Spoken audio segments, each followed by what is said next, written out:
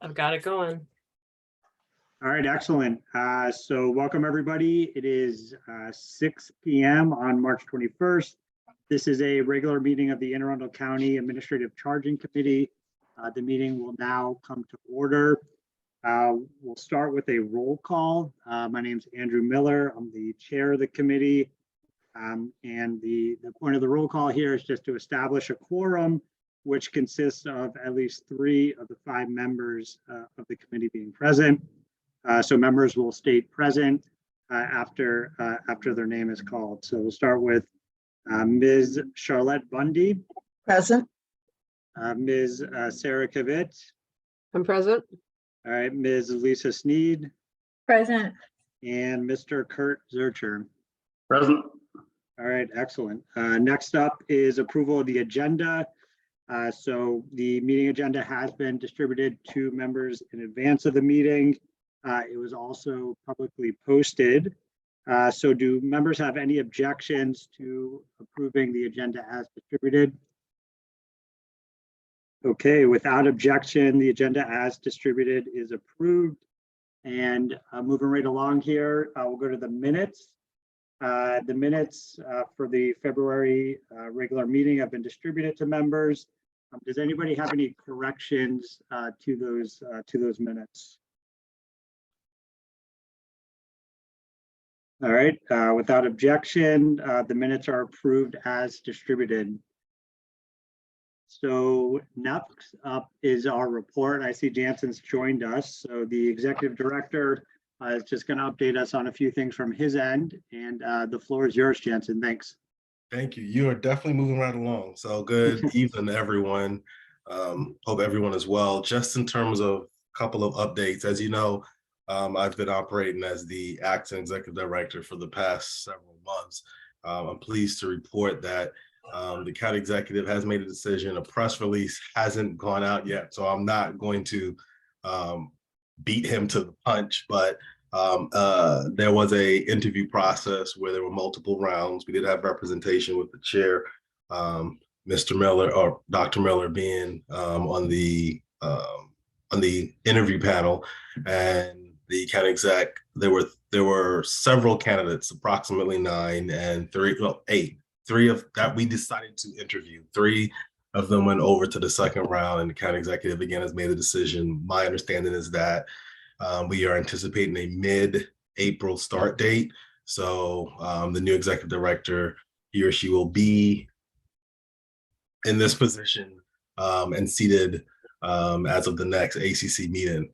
Now, in terms of the chair also wanted to get some information with regards to the number of complaints and investigations at all of the different agencies. As you know, there are 5 law enforcement agencies within Anne Arundel County.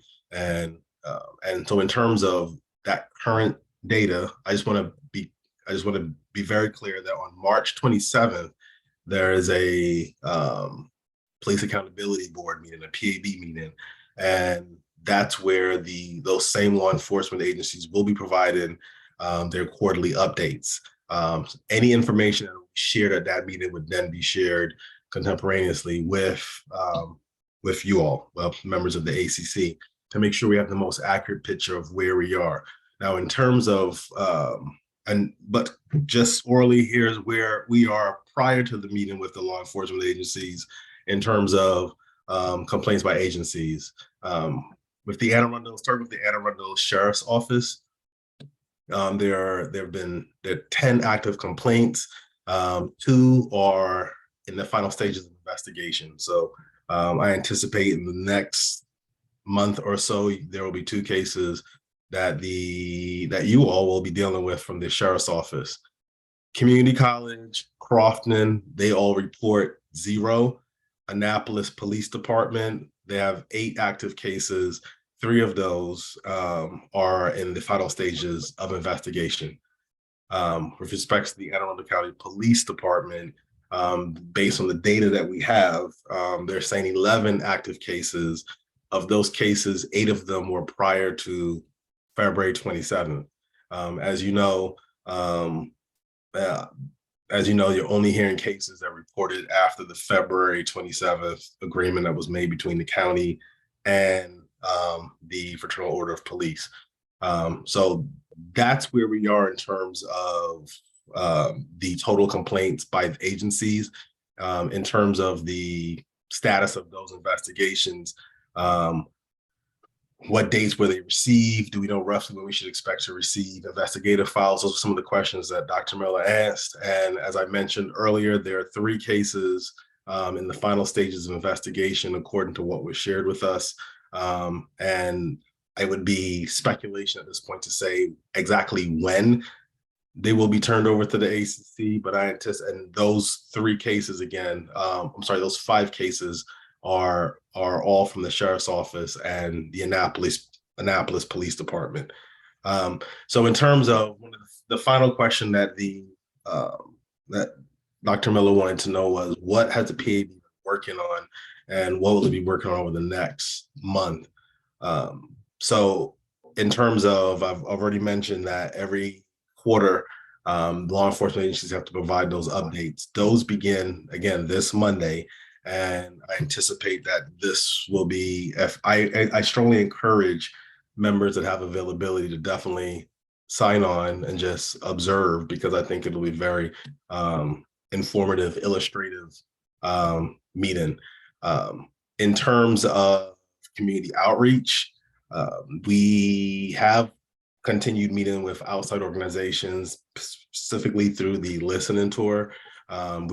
We've had 2 meetings thus far. We will continue after these 2 rounds of quarterly updates. We'll continue with another segment in the listening tour on April 27th at Mountain Road Library. So that's what I have currently. Are there any questions from members of the committee? Yeah, so I'll just say quickly, like, to give some background, I thought it would be helpful to have Jansen as executive director, just like say a few words. So we have some awareness of like what the PAB is doing, and then we have the latest information on the status of investigations and the number of complaints and whatnot. So we can have some foresight on, what's going to be coming our way. So just to give some background on the purpose of having this report. But yeah, the floor is open if anybody has questions for Jansen.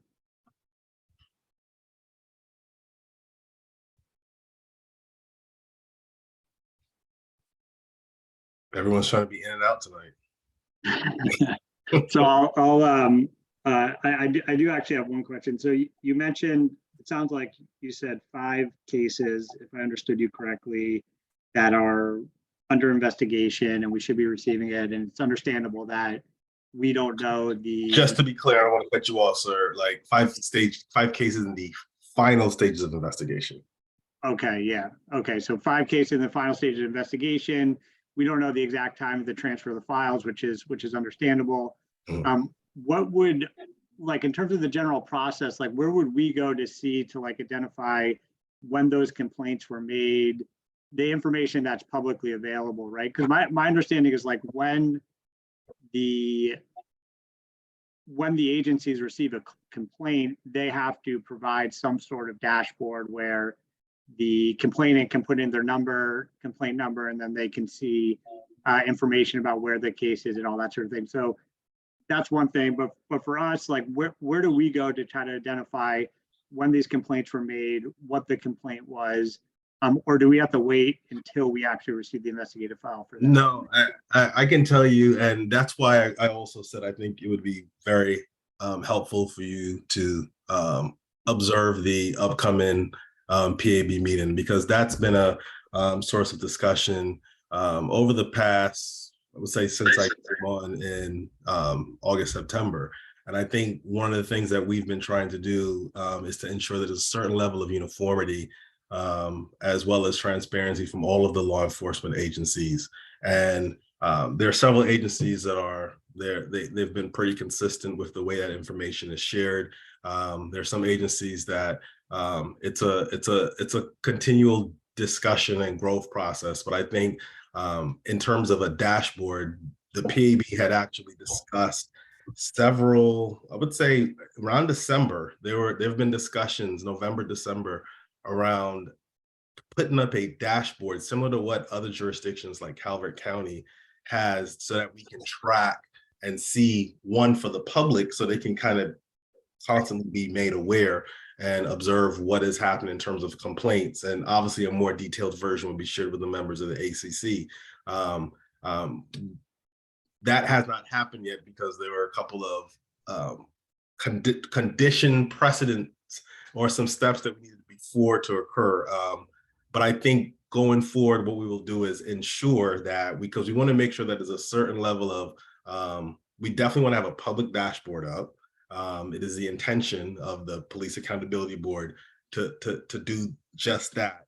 And we've been trying to work very collaboratively with law enforcement agencies to get to that point. But I think going forward, we'll probably have more of a direction in terms of what we expect to see in terms of compliance with the law, and to ensure that those appropriate steps are taken. Because again, it's been a just being frank, there's been a bit of a back and forth with respect to certain law enforcement agencies. Again, others have been, we get the data on a daily, if not updated basis. But others, it's a continual ebb and flow. And we definitely want to make sure that all, as much as possible, that all of the 5 law enforcement agencies are all on the same page. I think we were able to kind of get by with the like, oh, we're building this, we're building the plane as we're flying. But now I think we're at the point where it's like, there's certain things that we are expected and we need to have in order to make sure that the ACC, as well as the PAB, are able to do the legally mandated task.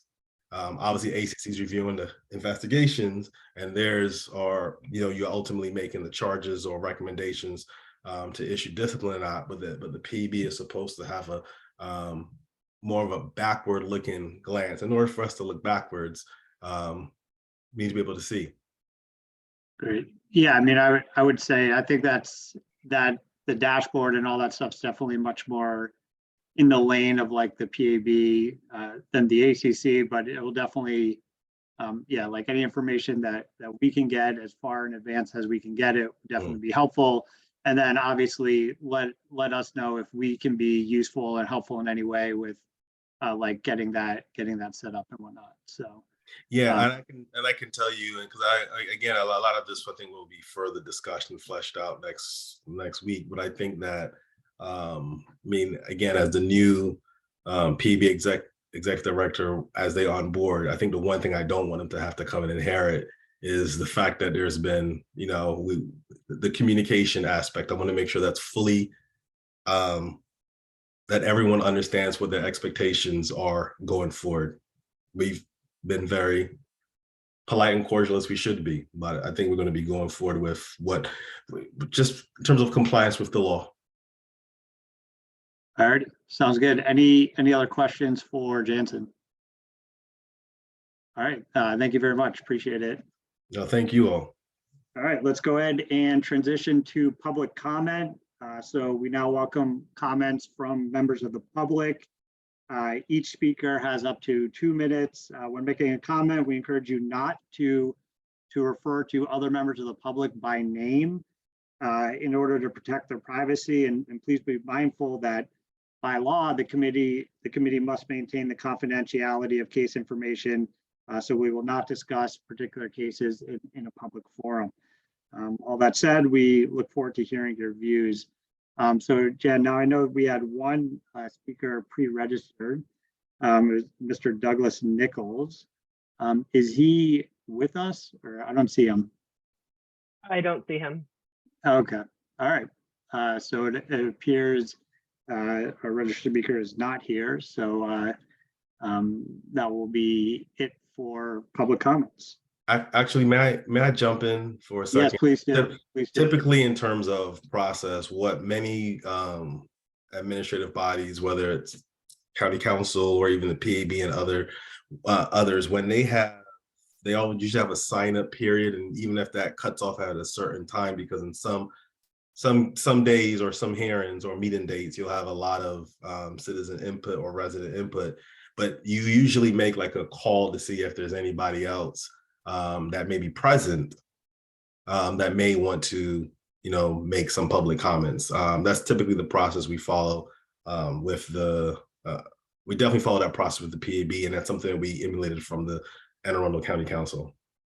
Yeah, so like, unfortunately, and working with Jen on this, I don't think we have the capabilities for people to join who haven't been pre-registered. We do have attendees who are participating who may want to raise their hand to speak. I think that's what Jansen's talking about. They may not have registered, but they still signed on. Oh, excellent. All right. So are there any attendees who would like to speak? All right. Well, I see Kurt has a hand up. Do you want to jump in, Kurt?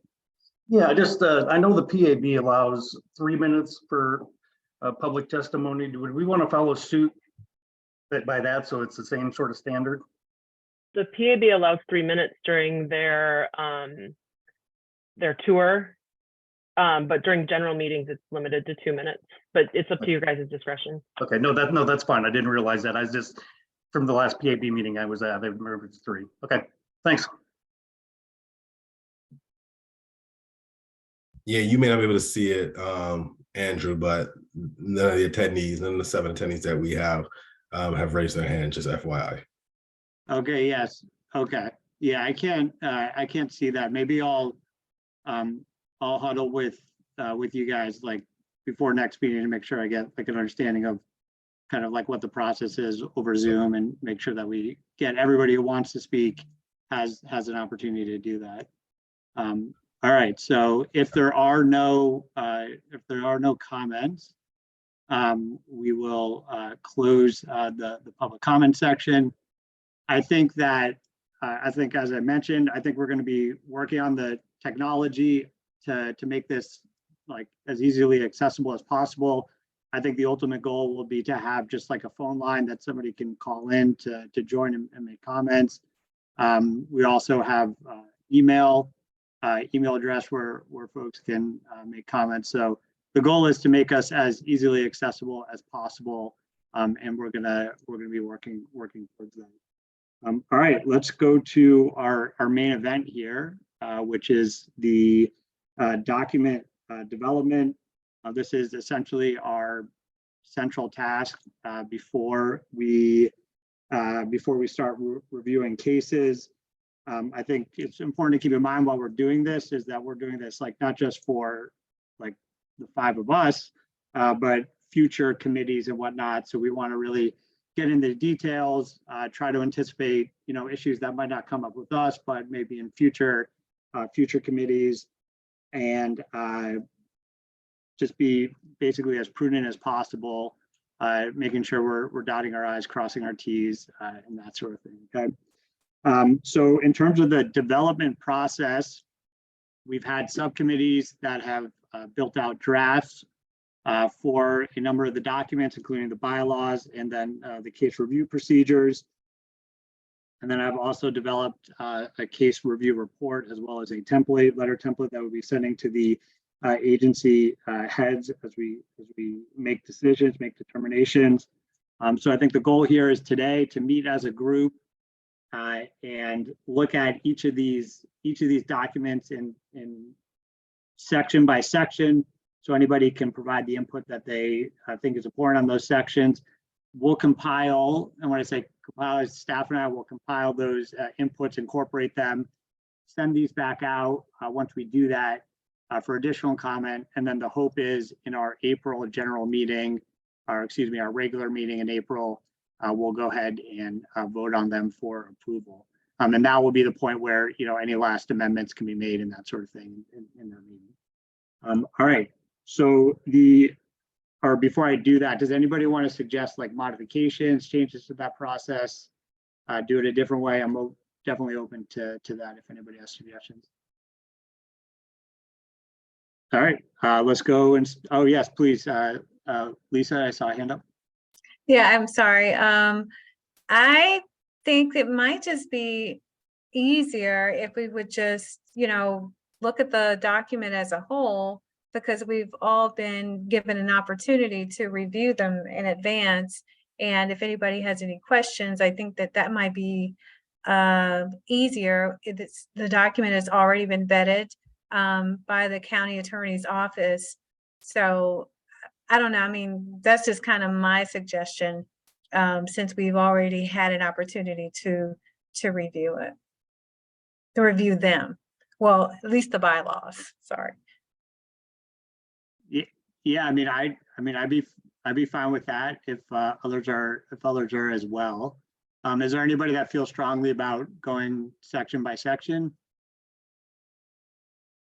No? All right, then let's go ahead and just kind of take it as a whole, and then folks can identify like parts that they feel might be useful for updating, for modifications and that sort of thing. All right, so Lisa. Should it be, so, Yes, not to jump in, I'm sorry, but no, please should do. the document be like, do you want to share it so that you can, so that maybe whoever doesn't have it in front of them can review, or not? I mean, it's completely up to you. Well, I mean, I think it's distributed and whatnot to everyone. Does somebody not have a copy of the document? Guess they all have it. So, all right. Yeah, I think we should be all right in that regard. All right, so Lisa and Charlotte, do you want to just briefly introduce the bylaws, and then we'll go from there? Sure, and Charlotte, feel free to jump in. This is Lisa speaking right now. So Charlotte and I worked on the bylaws of the Administrative Charging Committee for Anne Arundel County.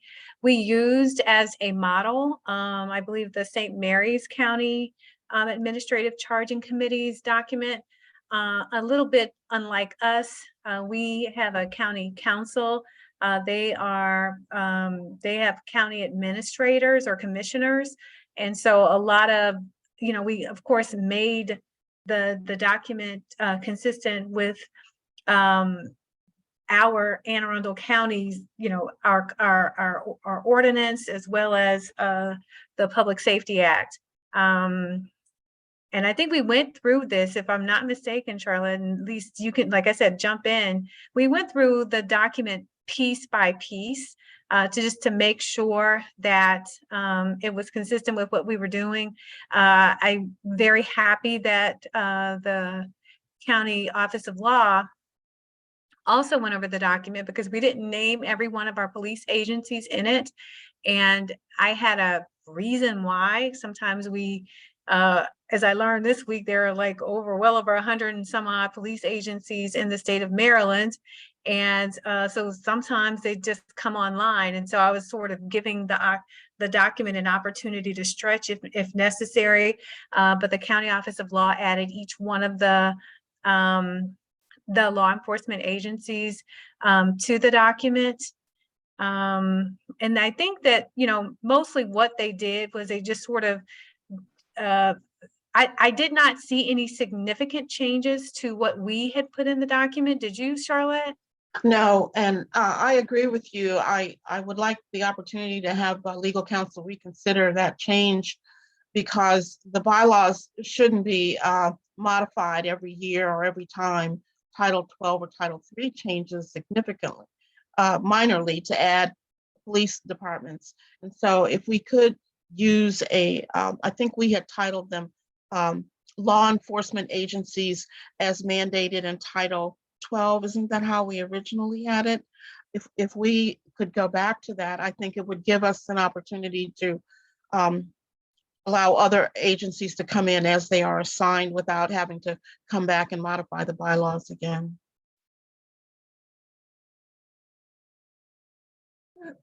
So for my clarification here, are we saying this is in case like another agency within Anne Arundel County gets a law enforcement agency like gets set up in Anne Arundel County? Right. Okay. And maybe I don't know, that's sort of how Lisa and I looked at it. Correct, Lisa?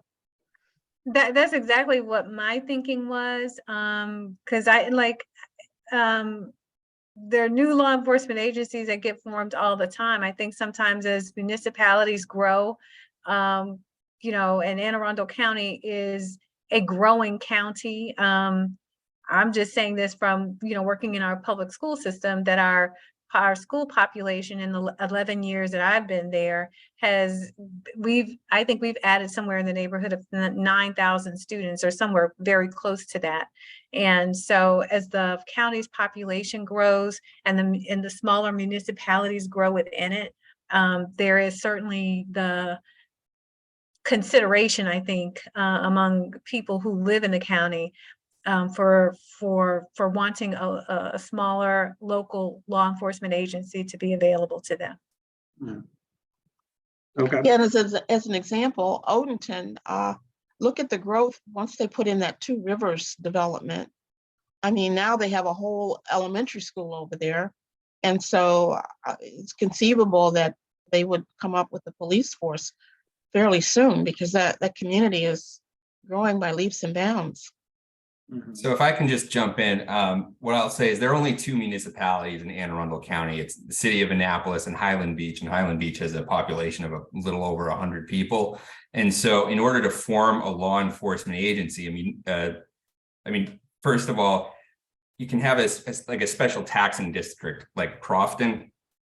They have a law enforcement agency that's identified in state law. But in order to form a special taxing district or a municipality, there's a legislative process where they would have to go through for a special taxing district through the county council for a municipal charter that would involve both the county and the state legislature. And it would take several years, I think, to do that. And all the law enforcement agencies in Anne Arundel County, I mean, I'm not sure about the community college, but all the others are 50 years older or more. So I'm not sure that we would have any new law enforcement agencies popping up, unexpectedly. All right. I mean, so it sounds like we're covered, at least for the time being, with the agencies that we currently have, like within our jurisdiction and whatnot. So I think that's, but I think it's helpful that they've been enumerated in the bylaws and whatnot. So are there comments or questions for like Charlotte and Lisa? I have a few comments, but I want to give the floor to others first if they have any other comments or suggestions or modifications they want for the bylaws.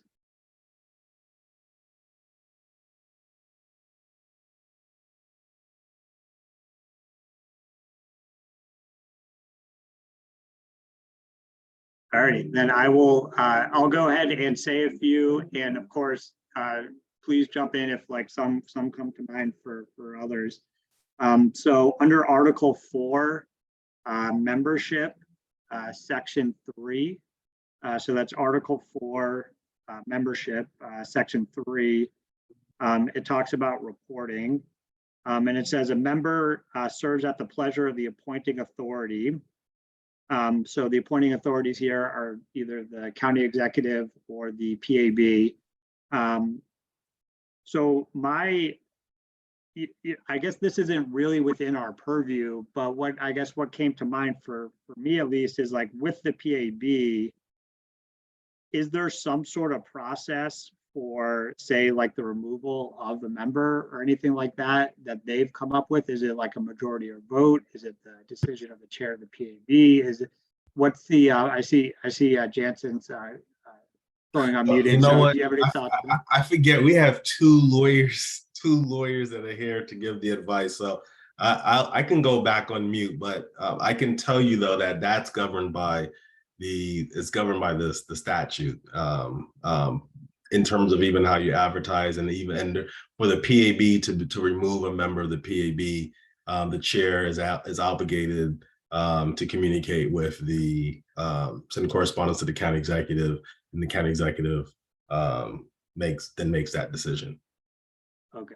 So the process would be different for you all, but I'm sorry, I'm going back on mute because you have Ethan and Tom. All right, so then that's pretty straightforward. I think that's more for my own like edification. I don't think we need to add like anything to that if it's already written in statute. All right, anything else on that? All right, so I'll go next to Article 5 on officers. I would just make a couple of like small suggested changes here. I think it's executive secretary is the statutory term for currently Jen Rogers' role. So I think we'd use either executive secretary, or I just put more generally like work with committee staff or something like that. So it's talking about the chair's responsibilities and whatnot. So I would just like minor like language change I would propose there. I would also suggest that like a lot of the roles that were suggested. I'm sorry, Andrew, I didn't hear what you, I don't think you read what the change was. You said you'd make a minor change, but I didn't hear what it Sure. is. So the change would be, it uses the term administrative assistant, I believe, and I think the statutory role is executive, like the title of that role is executive secretary, talking about support for the committee. So that's just like a minor change in terms of like the language there. This is under Article 5, Section 1.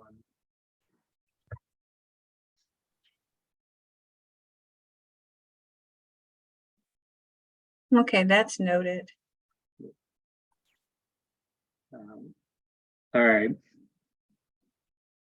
I think we should, and I'd be curious what others think about this. I mean, I think the Open Meetings Act officer should be the chair. I think those two should like basically go in tandem, just because like the responsibilities overlap quite a bit. So anybody who's the chair, I think should probably take the training and then be the Open Meetings officer. But do folks have objections to that, or what do you all think? You said you think the Open Meetings Act officer should be the chair? I think that the chair should take that role on as well, because of the responsibilities laid out for the Opens Meeting Act officer here. So again, we're in Article 5, Section 1. Looks like subsection C. It says the Open Meetings Act compliance officer shall, and then it lays out a number of different like tasks for them. And I think ultimately, given all those tasks, the chair should probably be taking on that role as the Open Meetings officer. I don't have any objections to that. I think it's a good idea. I agree, as long as you don't miss any meetings, Andrew. Yeah, do my best, but you got trained too as well, Craig. So yeah, you'll be ready to step up. All right. So that's what I have for that. I'll keep going. I'm going to keep going, but obviously, again, if people have other suggestions or changes, like jump in, interrupt me, whatever. Okay, so we're still in Article 5. And now I'm looking at Section 7, which is talking about removal of officers.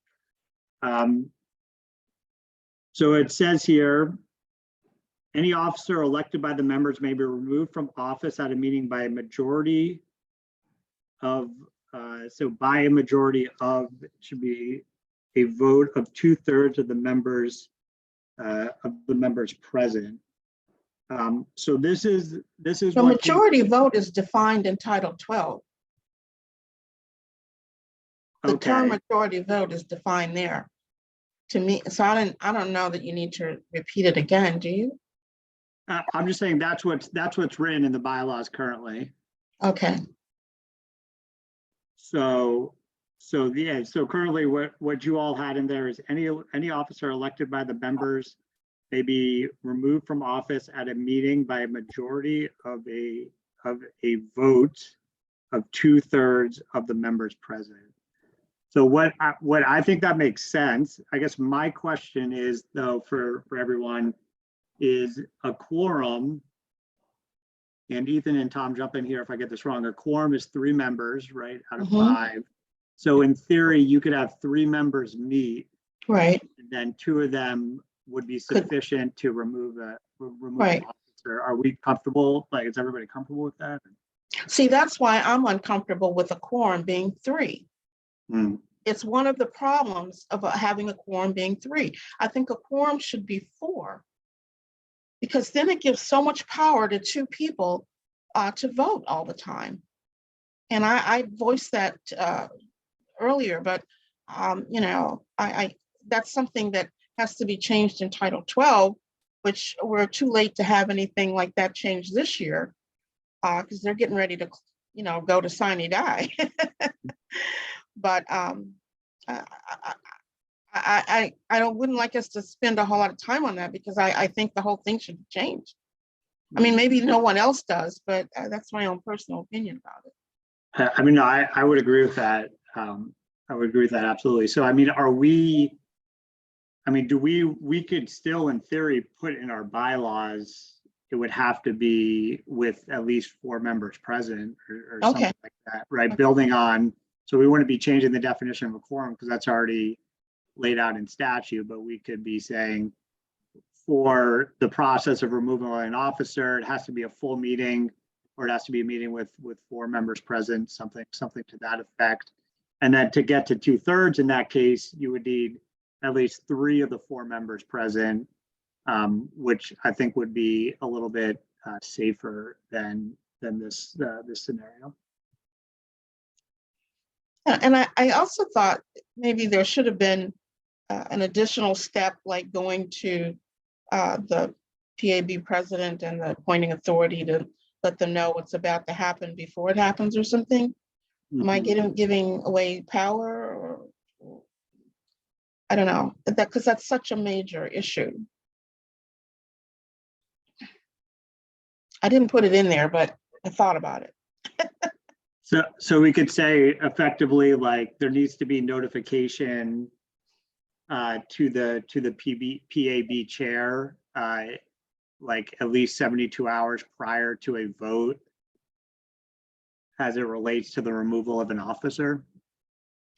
I don't know, Ethan, do you think it should be at least a week or something? 72 hours is kind of short notice, isn't it? Yeah, I mean, I'm not married to that at all. If there's, I think a week would be fine either. Just, I mean, yeah, I mean, I think a week is fine.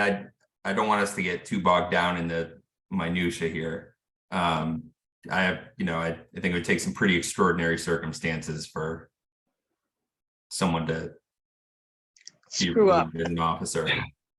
And again, I'm really trying my best to like stay muted, but I will just remember 2 members of the ACC are selected by the PAB and 2 members are selected by the county executive. So I don't know if how that plays into the analysis in terms of if you're going to notify anyone, because you don't necessarily need to notify the PAB chair if it was the member that was selected by the county executive and vice versa. So just, I mean, I would definitely think we'd want to notify the, I guess, I mean, to me, I don't know if it matters all that much who we were appointed by, if when it comes to the election of a chair and the functioning of the committee itself. I think when it comes to like the removal of a member, that would be that, then it comes into play, like how they were appointed and whatnot. But yeah, that's what I was talking about. Yeah. Okay. Yeah. But for like an officer and whatnot, I think it would be worthwhile, regardless of like who appointed the officer. Like if, say, like I were to be removed or whatnot, that would obviously be due to cause some turmoil or whatever. If any officer was removed, that would obviously, there'd be probably a pretty good reason for that. So then we would want to notify the PAB chair like a week in advance. So I think we should add that unless there's any objections. And I also think that we should say the removal of an officer can only be done in a meeting with 4 members present, at least 4 members present. Say that again. So I think that the removal of an officer should only be done at a meeting when there's at least 4 members present at that meeting. Whereas it's currently written, the removal of an officer could be done with the meeting of 3 members, and only 2 of them would have to vote for it. So I'd say at least 4 members present at the meeting. Okay. Any objections to that? I think that's fine. All right, good.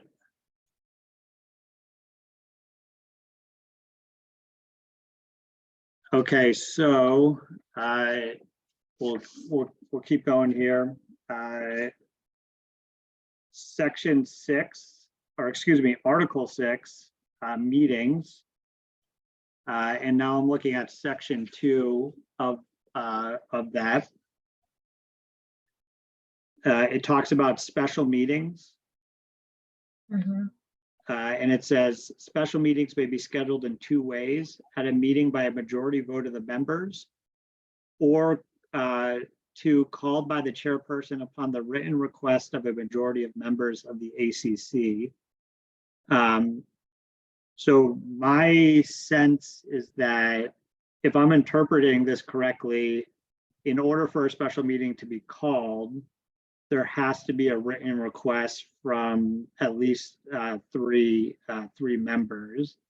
I would think that, like, there might be a situation where, I don't know, the executive director gets some sort of notification, a case that has to be reviewed quickly. The executive director then tells the chair, and then the chair might be able to just call a special meeting based on that, rather than, I guess, distributing that request and then waiting for responses to allow for the calling of a special meeting. So I guess, in short, I think for special meetings, I think it would be worth allowing the chair to be able to call a special meeting, like, based on their own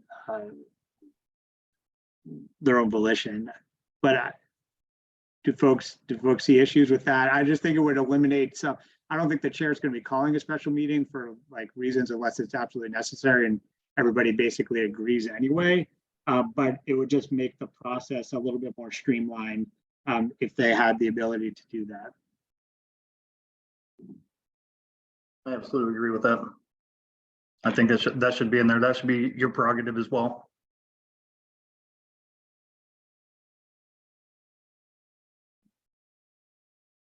All right, any objections to that change?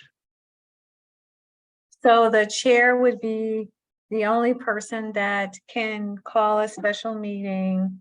And are there going to be parameters around when that can happen, or should it just be whenever? Because I want to make sure that they're, if we have parameters around it, I'm fine with them. I just want to know if we want parameters. Yeah, so are you saying the chair calling the meetings takes the place of the other 2 processes? No, I would say that's like in addition to that. Oh, okay. Yeah. Okay. Yes. So in addition to what you have there, so if a majority of members, like, vote for a special meeting, the chair would have to call one regardless of, like, whatever their view was. And then if the chair receives that written request, as you all have here, the chair would have to call a special meeting. And then the third thing would be the chair can call a special meeting based on their prerogative or whatnot, in case it's needed. And but yeah, that's the thing in there. I don't see that being necessary, really. But again, we're trying to think, down the road here, in case it does come up. No, I think that's a really good idea, because if we start working with the majority and leaving it just at that, I think we're going to start dancing around the Open Meetings Act. Mm-hmm. Okay. All right, great. Section 5, meeting agendas. I'm thinking we should add, so it gives it says this, let's see here, the agenda shall in general be as follows. And one thing I would add is just the public comment portion, like we had tonight, for regular meetings.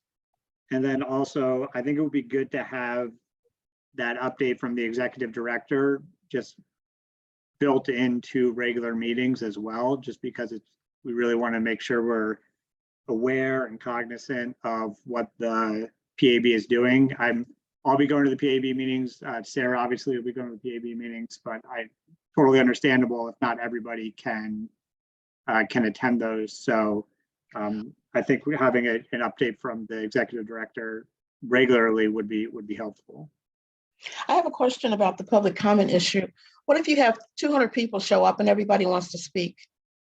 Yeah, so what I would suggest for public comment, and again, please jump in here. What I would suggest for public comment is that we have 1/2 hour reserved for public comment.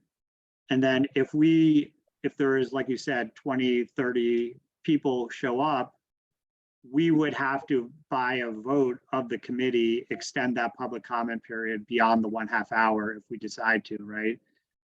So it would be 1/2 hour, first in line, up to that 1/2 hour. At the 1/2 hour mark, we could say, we'll agree to extend this public comment period another 1/2 hour by a vote of the committee. And then we can keep doing that as long as you want. So that's what I had in mind there. And I don't know if that's worth putting in the bylaws or not. I think it might be, actually. I think that's a good idea. Then that's something that's reasonable by virtue of how long the meeting goes. And I like the fact we could vote for longer, but also we could just follow the order that the civilians register in. And we just go down the pecking order until such time as, we need to extend it or stop it. Mm-hmm. I don't know. I just sort of think we just ought to say we'll have public comments, but how the public comments are handled, I think belongs more in standards and procedures. I think it just should say that we allow public comment in the bylaws, but I don't think we should describe the process. I don't think that's. I agree with that, actually. Okay. All right. So we'll just go ahead and add public comment to the Agenda. Article 6, yeah, Section 5, meeting agendas. But And we won't specify that process, and we'll put that in the operational guidance, procedural guidance, that sort of thing. Okay. Good.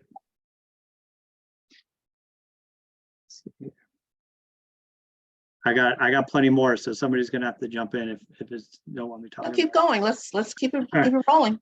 All right, let's 49. Yeah, let's do it. Are we over at 7 or is it 7:30?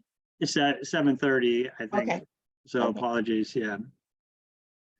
All right, so still in Article 6. Now we're on to Section 7, quorum and voting.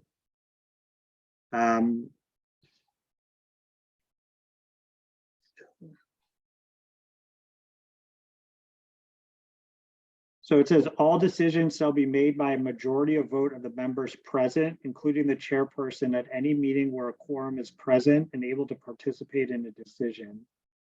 So a majority vote to me is just 50% plus 1, right? Or is it? No, it's defined in Title 12. We have that presumes that you've read Title 12 and know what that means. So, we're not changing anything in Title 12. Well, so I think that so the language exactly in Title 12 says 3 members constitute a quorum, and a quorum shall be in attendance prior to conducting any ACC business. ACC meetings may be conducted in person or remotely via video connection. And so I think consistent with what you earlier suggested, which was the removal, that meeting at least have 4 members present, we could put an exception there for that one thing. But we have to have a quorum to conduct any business. I don't think that there's anything wrong with us saying 4 people in order to remove 1. Mm-hmm. Yeah, we're adding, we're not taking away. Exactly. Okay, so some of the things that we vote on require like a majority, which would be 50% plus 1. And then no, it's whatever it says in Title 12, and it says a majority is 3. And it says a quorum. It doesn't say, I'm sorry, a quorum is 3 and a majority of 3 is 2. And that's not 50%. so Yeah, Title yeah. 12 does not address voting. It only addresses conducting business. So it says But 3 that's members. voting. Voting is conducting business. So I think I'm like, I was a little bit unclear with my question. So there's 2 ways in which you could have a majority, which would be greater than 50%. And then you could have what's like a super majority, which would be 2/3 of the members present, right? And so there's some things that it appears we require just a majority, which would be 3 members, right? 3 out of 5 members is 60%. So it doesn't equal 2/3. Or we could have certain things that require a 2/3 vote. And that would require, if we have 5 members present, that would require 4. So I guess what I worry about, and Charlotte, it sounds like this is already defined and clarified in Comar, so maybe it's not a problem at all, or in Title 12, so maybe it's not a problem at all. I would worry that there might be some ambiguity there when we say made by a majority vote, when in fact some things do require a 2/3 Well, see, majority.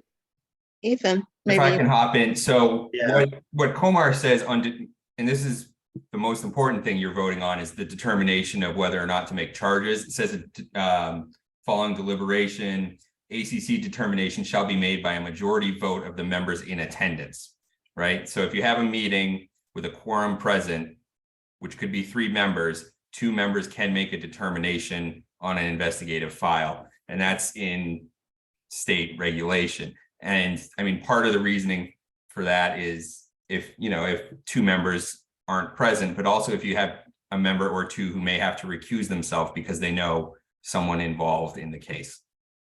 Mhm. So I would say a majority of the members in attendance would be my recommendation. okay.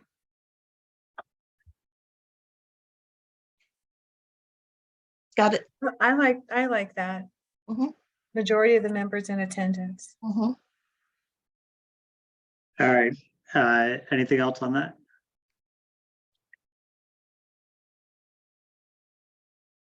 Okay, And that is for all voting, correct? Or is that to remove? I just want to make so sure. that's the issue, right? So I don't want to get too like hung up on this. The but, only, like, the only thing we changed or added, I guess I should say, not changed, we added, was a stiffer rule about removing a member from mhm. office. We didn't touch anything else. We didn't make any changes to anything else. Right. We just set the bar higher there because of the severity of the action. I think under section 7, form and voting, you just put in there with the exception of section whatever, and that's where we're changing it to 4. Yeah, you could say like unless otherwise specified in the bylaws or something like that. Okay, so unless otherwise specified in the bylaws, a majority of the members in attendance with the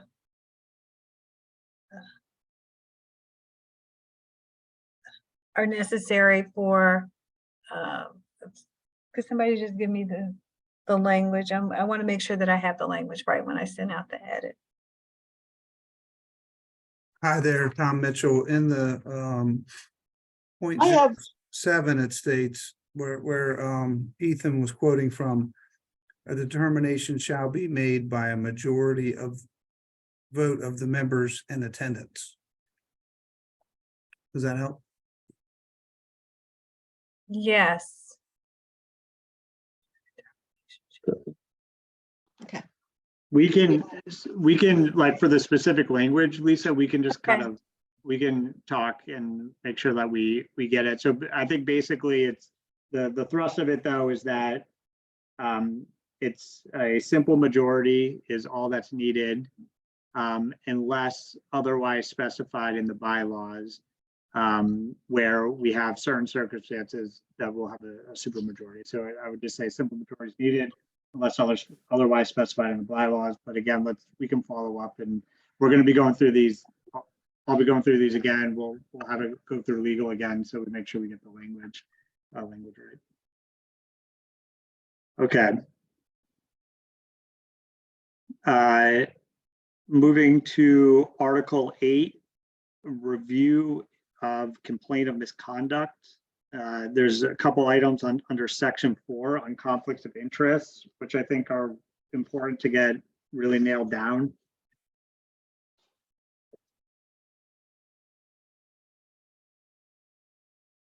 All right, so it says here, Article 8, Section 4, conflicts of interest. A member of the ACC shall abstain, which is, straightforward.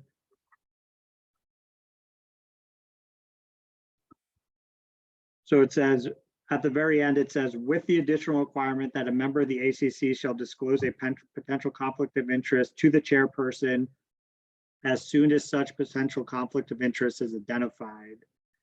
I think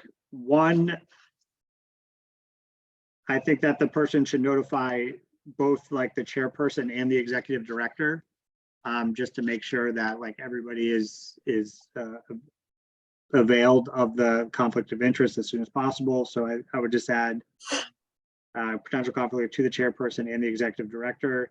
And this is not related to the bylaws per se, but I think we need some sort of training or some sort of briefing on what exactly constitutes a conflict of interest here. I think just nailing that down would be helpful. But again, that wouldn't be going into bylaws.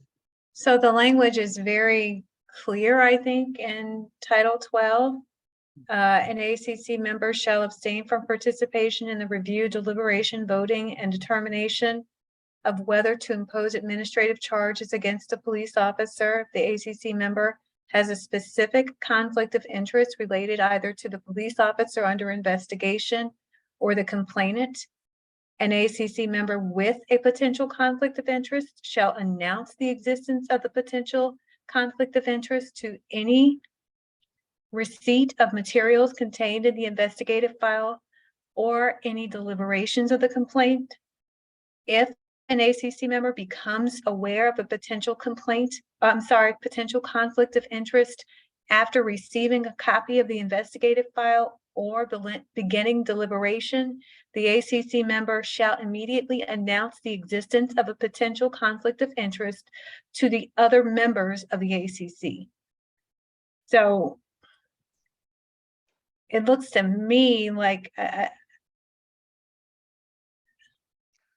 it says also ACC members shall discuss the details of the potential conflict of interest, and if the majority determines that the conflict is such that the affected member should not be involved, that member should be excused from the meeting prior to any consideration of the matter and shall return only after voting on the matter has concluded. And see, to me, that's a procedural and an operational issue. The only thing the bylaws need to state is confirm what's in 12, which is that once you have a conflict, you need to notify the chair. And the reason I did not choose to say that the PAB person is because we technically don't report to them. And that's something that in the operations, it could say the chair is obligated to notify them as well. Because Title 12 says we're just to notify the people within our immediate circle. And so I think we can just kind of slide that into the operational section. Because again, bylaws are not supposed to talk about how we do it. It's supposed to talk about what we do. And I think we're down in the weeds now about how. And so I would suggest that maybe we can just move that into the operational section. If anybody else disagrees, let's talk about it. All right, we can leave it as is. I would still say though, this is again, not to be put in the bylaws. This is just more of a note for us. Okay. And I think we all want to be we'll all just err on the side of caution here. But I think it would be helpful to have some sort of briefing, maybe from the Office of Law or otherwise, like what constitutes a specific conflict of interest, just because I feel like that could be interpreted in a lot of ways. And I imagine there's a lot of like case law. I imagine there's a lot of established rules on that I think would be helpful for us to get awareness of. So this is just a side note, not for the bylaws, but something maybe we can think about for a future meeting. Okay.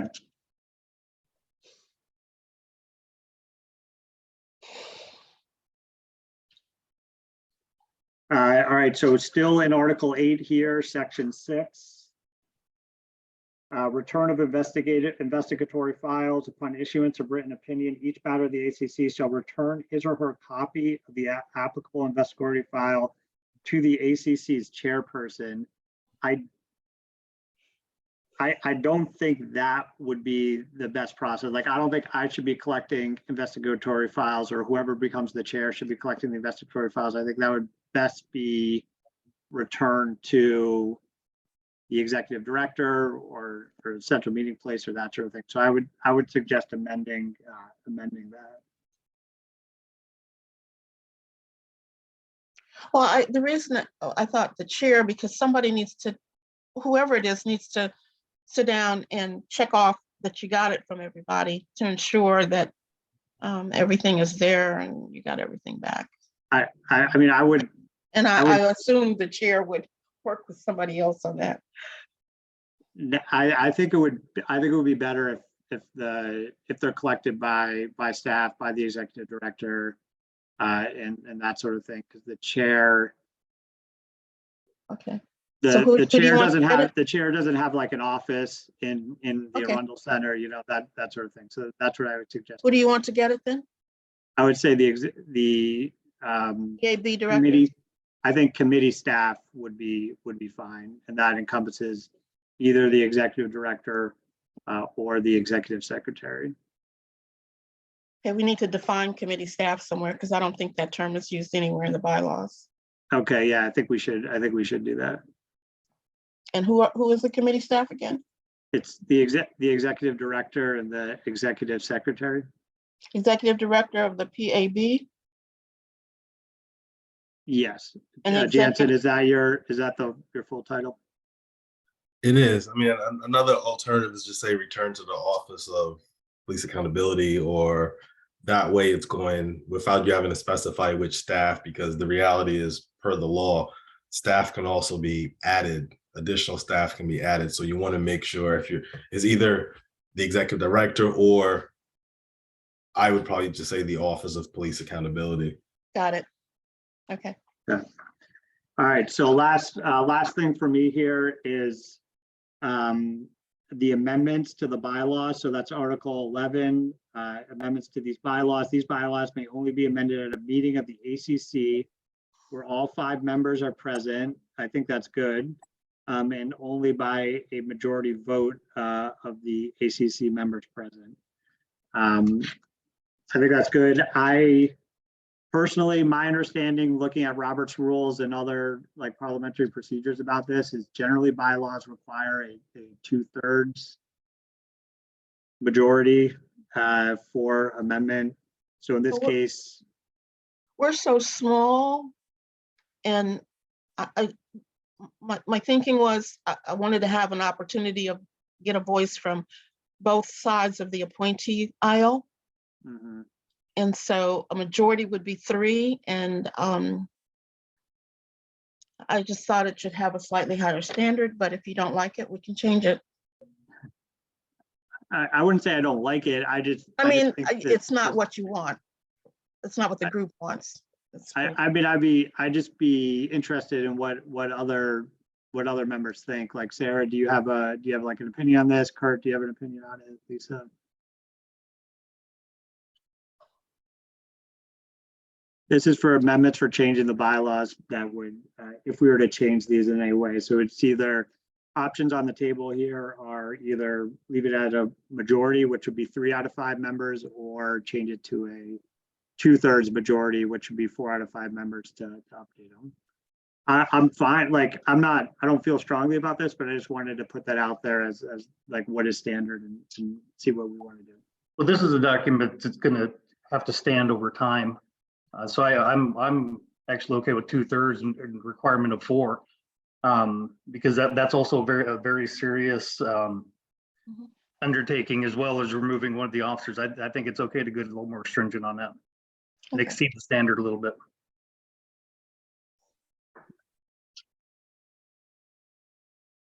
Okay.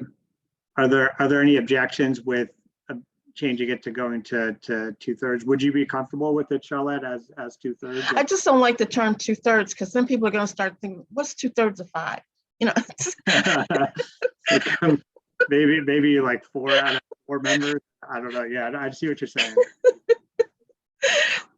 I mean, we Not either trying say to make 3 or people do 4. math. I mean, I just think it just needs to be plain. We either say 3 people or 4 people.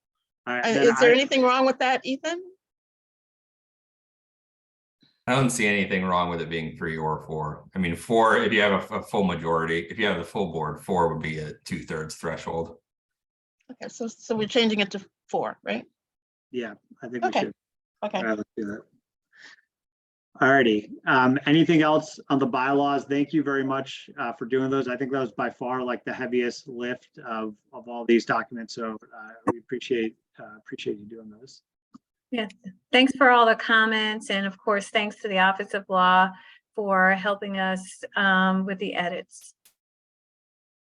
Great. And so, like I said, There was just one other little question that I threw out there that they hadn't had a chance to finish figuring out, and I didn't know if it belonged in the bylaws or not. But that is what happens if someone sues us. And since we're not employees, I don't know that we have entitled to legal representation by the county. And I just wanted someone to opine on that. So I wouldn't know if I need to go get director's insurance or not. What I will say is that the county charter says that members of county boards and commissions, volunteers are considered county employees for that purpose. So you would be covered by the county. So Okay. I would have to think long and hard about what type of circumstance might cause someone to file a suit against members of the charging committee. But in the off chance it did happen, I can assure you that Thomas Mitchell is a very capable litigator. Well, I here's what I was thinking. We decide to give harsher punishment than the police department suggested, and the police officer doesn't like it.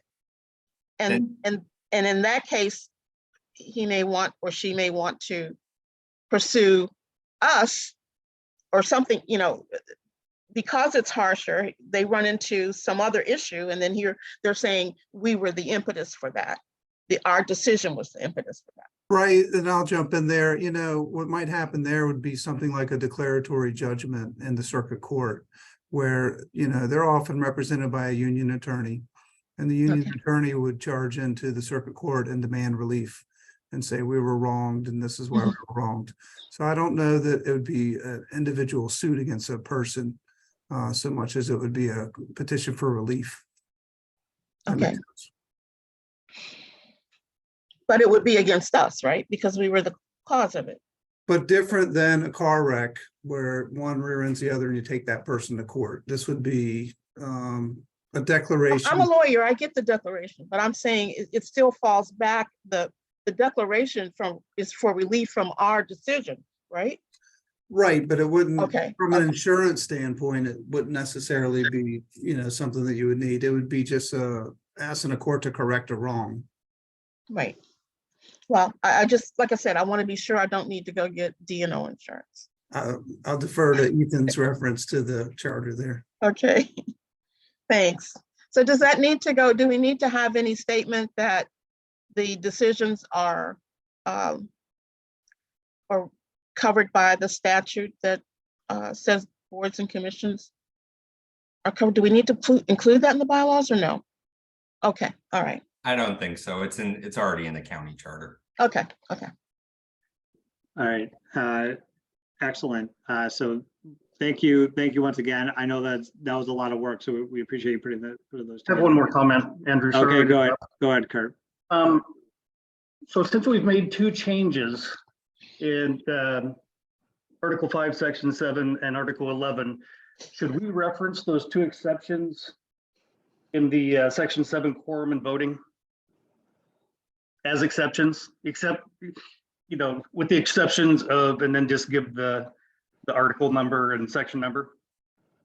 So I mean, I was suggesting that we just say unless otherwise specified in the bylaws. Okay. Right, so that would cover those two sections and any other place that we may in future add. I was just trying to make it a little bit easier to, you know, just to reference it so they can, whoever's reading it could immediately go to one or the other. But it's not that big document, so it's not a big deal. It's just a suggestion. Okay. Yeah, I mean, I'm totally fine with that. If that, I'll leave that up to like Lisa's discretion whether or not to add that. That sounds good. Okay, great. All right, so let's go to this policies and procedure. The ACC case review document. This is a less weighty, I guess, if you will. The one thing I would say, like just based on my thoughts here, is that I think it's a good start. I think Will and I can work with Jansen and Jen on this. I think we'll want to like really flesh this out to like other aspects of the operations of the committee beyond just like case review. I think this will be basically the basis for a larger like operations manual that we'll want to build out and get in some of those details about the operations that really wouldn't make sense in the bylaws, given that the bylaws are set in stone. But I think as a first cut at this review process, I think it's a really good start. So anyway, so Kurt and Sarah, do you want to like introduce it at all before we dive in here? I'll let Sarah do the heavy lifting since she did the heavy lifting on the document itself. But I do agree with you, Andrew, that this is a baseline document that we're going to build off of. And out of any of our documents, I see this one changing the most because we're going to go through a case and go, oh crap, you know, we missed this, or we need to document this. So this I see this as a living document. Sorry to interrupt after I threw you out there, Sarah. No, that's okay. I don't mind at all. So I basically took that training manual that we received from the 40 hours of training and my notes, and I came up with this outline of what I believe it's going to look like when we receive a case from start to finish. I tried to make it really simple, and so it sort of applies to every case that we get. And I also think it's important that we bring it back because Lisa is in the middle of the training right now. So this is partially applicable to, she's in day 2. So she needs to finish the process entirely. And some of this, I do agree, is going to need a little massaging. I didn't give it to anybody but Kurt and Andrew, so I don't think anybody else has seen it other than last week. It's definitely worth editing. It's almost like a day in the life of a case. So when you get a case, the steps that we're going to have to manually go through for each case, it's almost like a check sheet, right? And so I think it's going to become a living document every day. So it definitely will be editable, as which is probably not a word, but something we're going to have to work with and move every single time. But I look forward to everybody really going, and maybe not Andrew so much, since we sat there for an hour and 15 minutes and listened to him edit the first document. So maybe I look forward to everybody else editing the document and looking through it. So we can come up with something that works for each case. And maybe next time going through it after Lisa's had a chance to go through the training, but it's on the table. I definitely put it together, and then Kurt made it look better. So Kurt, if you want to add anything, you can definitely go ahead. Yeah, so I'm definitely not stuck on this format. I think, like I said, it's going to be a living document. As it grows, I think the format will change to make it better and more useful. And whether parts of it are checklist or whatever. So like I said, this is a baseline. And full disclosure, Sarah did all the heavy lifting on this. I just did some editorial housekeeping. This may or may not be the right form, but like I said, I'm not hung on any of this. I didn't change any content. I just tried to make it look a little bit prettier and change some punctuation stuff because I'm kind of anal about that. But yeah, I think as this grows, I think Farrah nailed it. This is going to be the document that's going to get changed a lot. And maybe 6 months down the road, maybe we relook the format. Maybe, or if we want to standardize it so it looks more like other county documents. I understand that as well for uniformity. But this is just a good start. All right, excellent. So I do have a few comments, not many, so don't worry.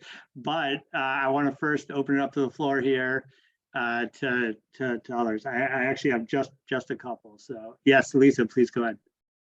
So yes, I am on day 2, but some things have, do stand out rather quickly. And I think one of the first things that stands out to me on the procedural document is the findings review, where it says speak to the investigator, officer, or representative that is present with the case. I got the impression from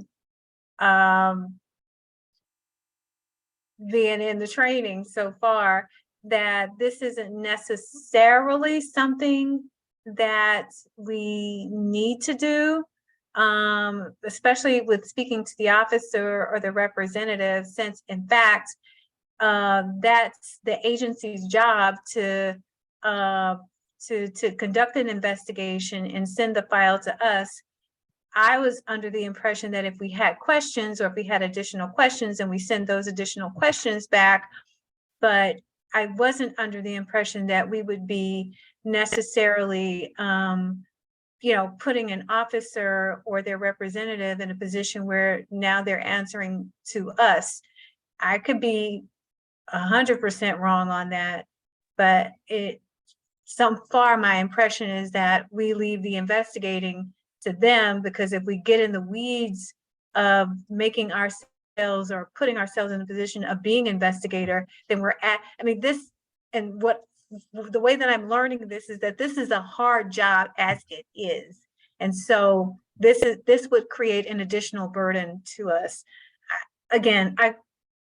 Please feel free to correct me on that. I thought what they said in training was that once we got the file, if there were, and I don't want to steal the thunder from one of the exercises you're going to do. If there was something missing, she's got to get to day 5. Yeah, we needed to make sure we got what we thought was missing. And so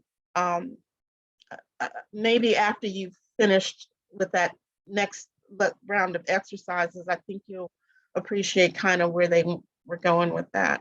Yeah, that's what I was going to say. She's got to get, you've got to get to day 5. And then once you get to day 5, they wrap it all together. And that's when it's sort of like the light comes on day 5. And you're like, oh, that's what they want you to do. But not until you get to day 5 do you understand that they actually encourage you that at times you might want to speak to the investigator. You might want to bring the investigator to the table. They actually encourage you to do that. Well, I'm really not questioning the investigator part. I'm more or less questioning the officer or the officer's representative part. And the reason I'm questioning that is only because the officer, for one, the officer has already gone through the investigation with the agency. And then number 2, our job is obviously going to be whether or not to administratively charge that person. I just can't imagine that they would even want to come a second time, since they've already gone through the investigative process with their agency, to come back and want to talk to us. I could be wrong. And I'm sure it's worth a shot if we wanted to get that information. I don't know that I want to make it procedoral. Maybe there was a whole segment on this that they talked about, like whether they could bring we talked about officers' rights and bringing them in. There was a whole, you're not there yet. There's a whole segment on it coming up. Yeah. I mean, I'll just say I concur with the sentiment, Lisa, is like, ideally we wouldn't have to talk to anybody. we would just be able to make a decision based on the case file if we feel like we have sufficient information. And then if we don't, then we could call in the investigating officer, the officer involved in the complaint, that sort of thing. So yeah, I think like Sarah was saying, it'll probably make more sense like once you get to the end of the training, and then we can definitely revisit it and like modify it if you think we should. So all right, so I just wanted to I guess Sarah, you highlighted like a question here. It's about like who would write the reports. So my view on that is that the reports need to be written by like the same person or the same group of people for consistency. So like, since consistency is like so important in this, I think having the same author to write the reports will be important. So like, I think that should be the responsibility of the chair combined with the committee staff, that's the executive director, executive secretary, to draft the reports, and then they would go out to the committee for review, input, comments before they get sent to the lead agency. So my main point there though is that I think they should be written by the same individuals for all of them. But I welcome like pushback on that if others have other different thoughts. Well, I think if we have a format, it doesn't matter who writes it, because whoever's writing it is going to follow the format. Yeah, but I don't know. I think everybody's writing style is different. I think there might be differences in just like. Well, I would suggest that we follow what lawyers call IRAC, and once you get into that model of writing, it doesn't vary that much. You have to identify the issue or the policy that was broken. The rule, the policy itself, how the facts apply to the rule, and what the conclusion is. And I don't know, because what happens if the chair leaves and then another chair comes on? I think writing style isn't is the issue. Is the information given the same? I think that's what has to be the same.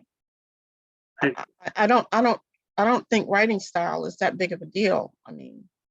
All right. I mean, that's fine with me. Like, so we can just rotate it among committee members to write up the reports. Once if others like feel that way, that's totally fine. I actually think it should be the same person, but no longer than, like the officer, no longer than 1 year. So you don't get the burnout.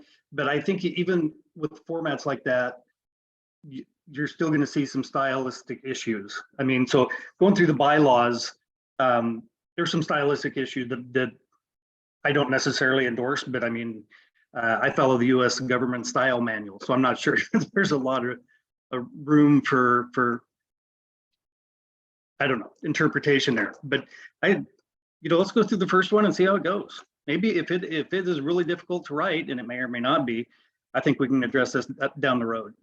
What happens when we get 4 at once or 3 at once? Is the chair going to do all of those? So I'm not saying the chair should. I think it would be working like in conjunction with with the executive director and the committee staff and that sort of thing. So or we have another the executive director is not on the committee. Why are we assigning the executive director our homework? So if I could just jump in, and I'm not gonna agree or disagree with Charlotte on this one, but if I think Jansen said that we have 5 coming to us, and so Andrew, if you want to write all of these, be my guest. I'll be happy to be one of your editors and send it back. I just don't want to see you or any one person saddled with doing this every single time. I think because this is what they haven't really said to us, you know, so there's a PAB and then there's an ACC. But the truth of the matter is, when it comes to the work of this, the ACC is bearing the huge brunt of the work. And so, like I said, if you want to do it all, be my guest. You know, I think it's an excellent point that, you know, we might want to share some of this labor, because we just don't know how heavy the lift is gonna get. Yeah, I mean, to be clear, it's not a question of like wanting or not wanting, right? But it's more a question of ensuring consistency across the board. And it sounds like there's a preference for having multiple individuals writing it, and then we can put in some sort of like editing process in place and whatnot to ensure that we have consistency. Maybe we can do something where everybody writes a report and then we rotate it to another person, that person checks it, and then we bring it forward, or something to that effect. So I guess we'll yeah, go ahead, Kurt. Sorry, Andrew. I think the consistency can come from one editor. Yeah, share the writing responsibilities, but have the same editor. I agree.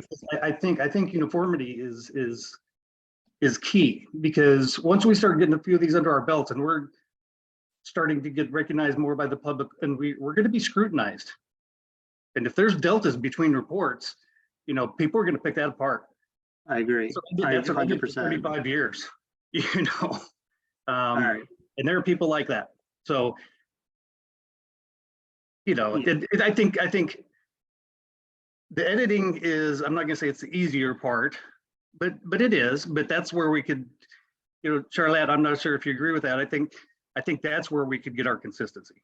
No, I don't have any issue with that. I just think it's extremely ambitious for one person to assume all of the writing for all of the reports. Yeah, no, I would want to be clear. I definitely was not suggesting that. I don't think that wouldn't be possible. I was saying more of like, you know, you'd have three people involved and whatnot, and just putting that out as an idea to consider. But the main point is that we need like very, very clear consistency, not just in the content, but in the style and whatnot. And however we get that is fine. And I think we'll develop a process for doing that. Sarah, I see you have your hand up.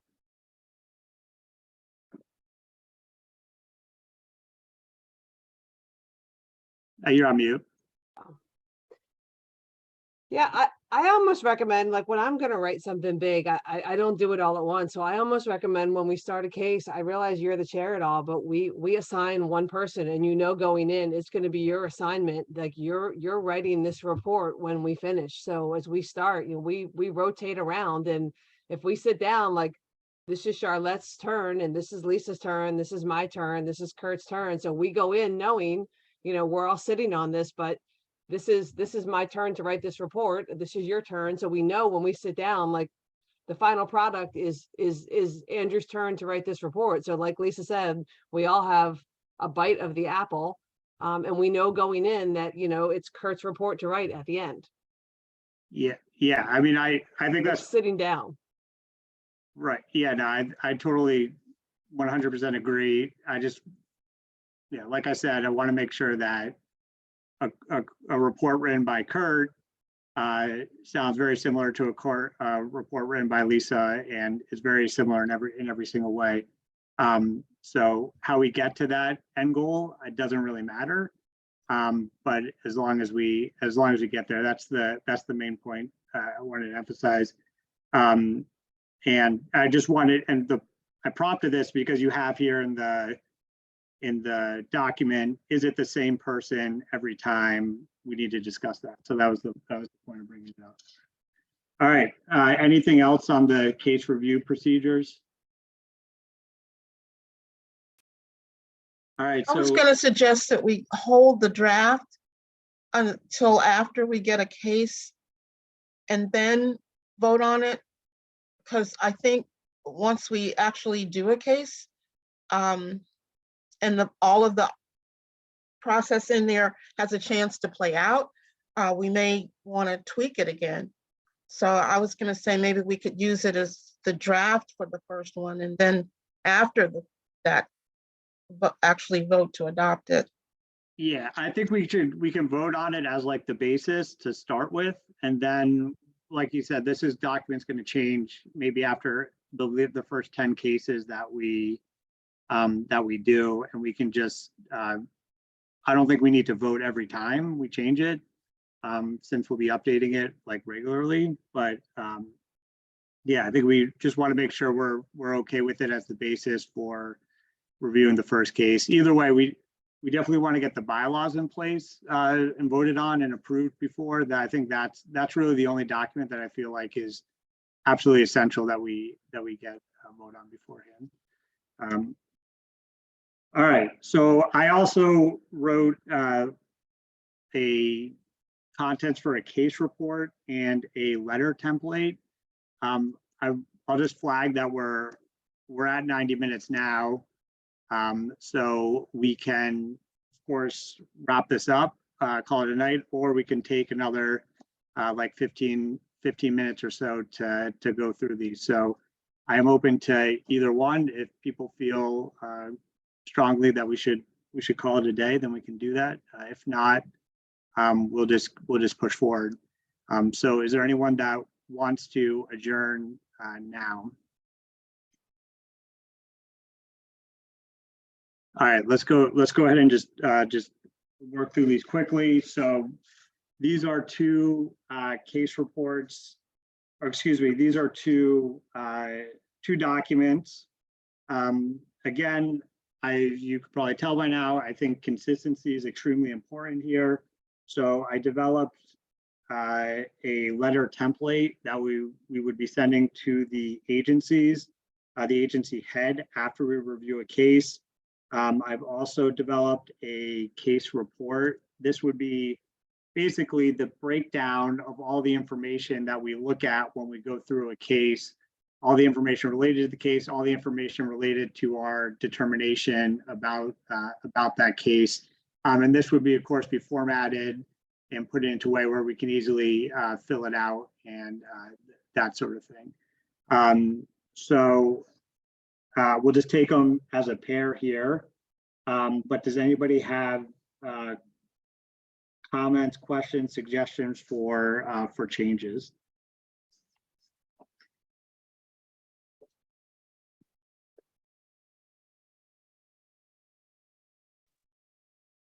Yeah, Elisa, go ahead, please. So I'm sorry, I don't have any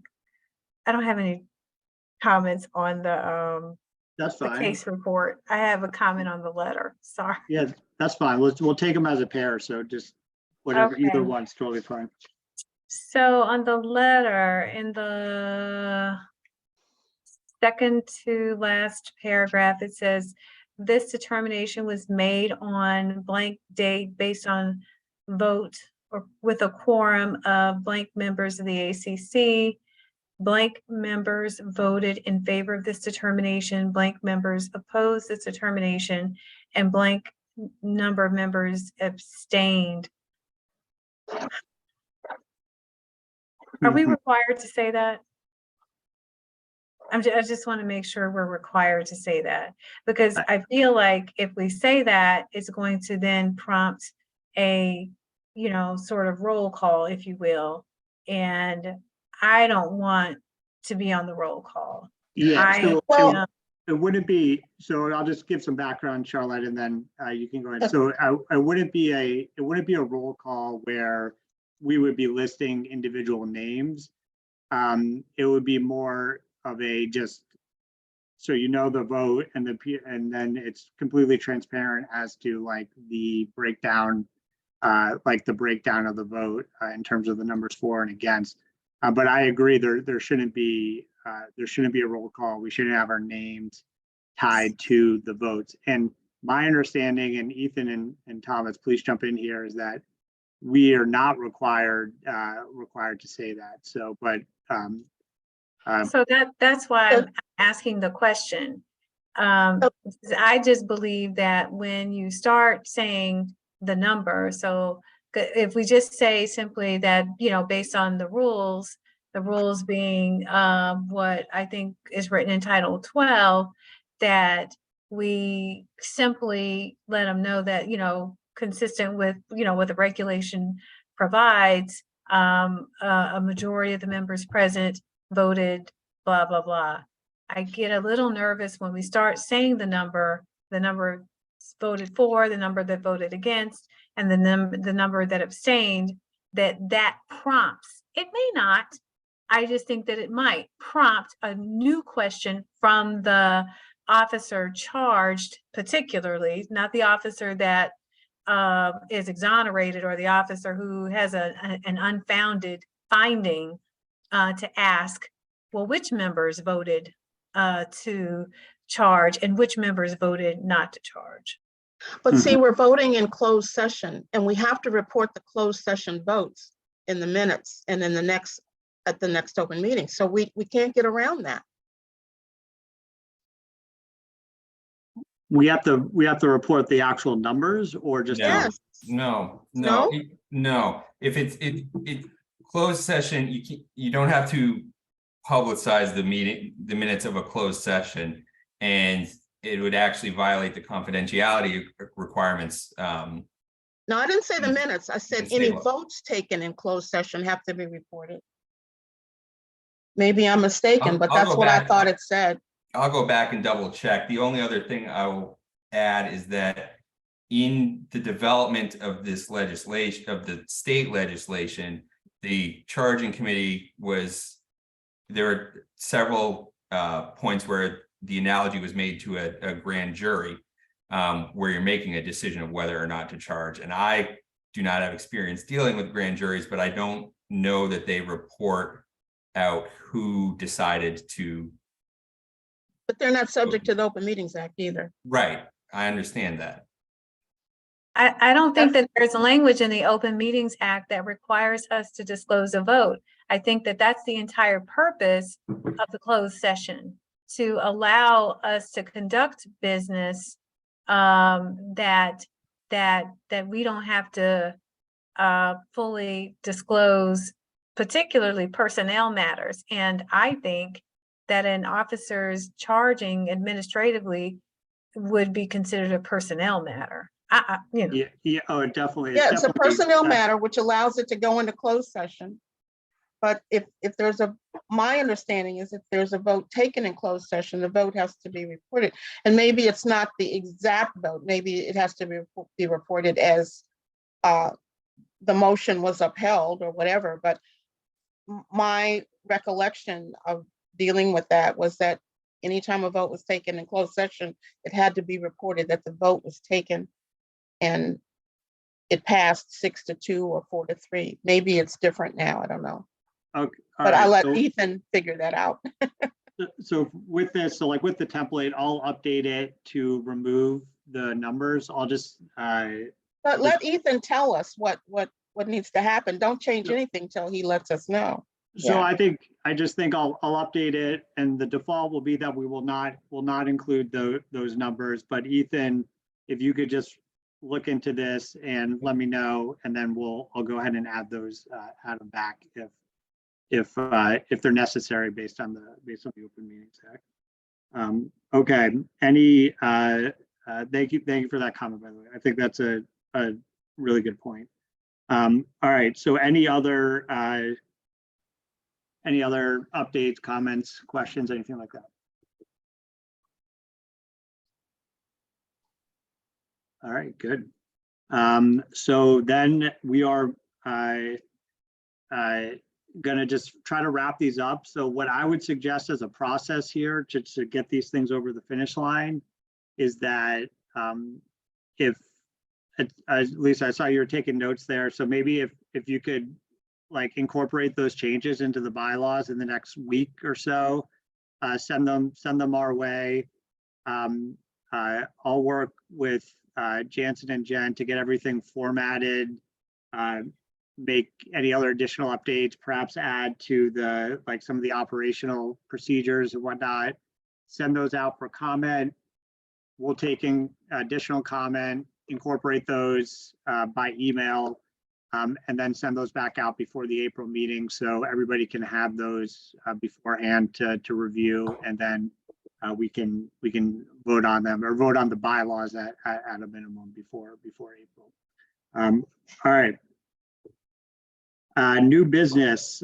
So does anybody have any additional items they want to add unrelated to the document development, anything like that?